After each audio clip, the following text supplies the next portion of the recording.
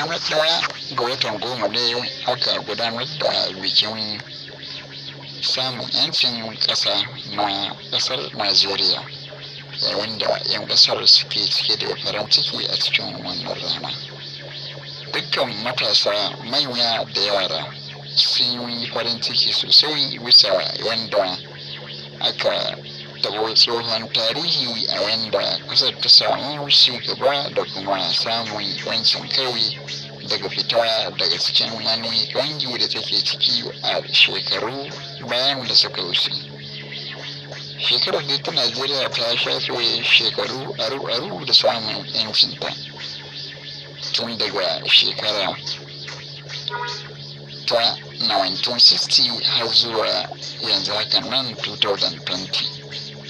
Idan mai sauraro ya lissafa zai ga an samu shekaru da dama kenan a wannan yanci da ake ciki a ita ƙasar ta Najeriya.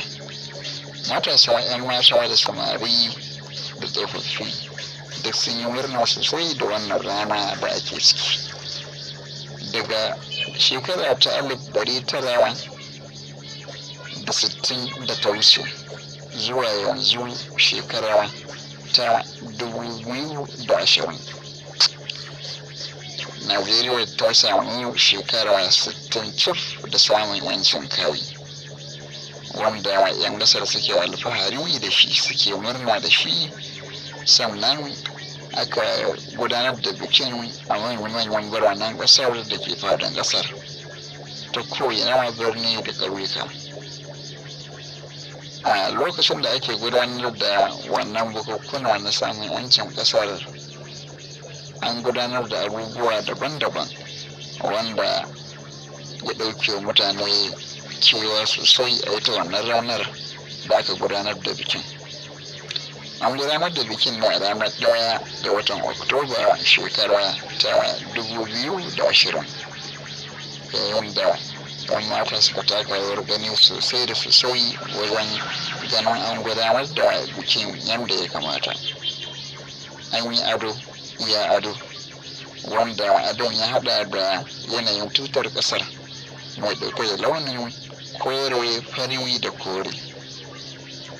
Wannan abu ya burge ƙasashe daban-daban, yadda har mutane da yawa da ƙasashen duniya suka ringa tura wa ƙasar ta Najeriya saƙon taya murnar samun yancin kai daga ƙasa daban-daban. Kaɗan daga cikin ƙasashen da suka tura wa ƙasar ta Najeriya murnar samun yanci akwai irin su ƙasar China, ƙasar Ghana, ƙasar Kamaru, ƙasar Chadi, ƙasar Niger, ƙasar Sudan da sauran ƙasashe daban-daban na turawa na duniya. To muna muku barka da kallon shirye-shiryen a cikin wannan tasha ta mu. Mun gode, kar ku manta a danna mana subscribe.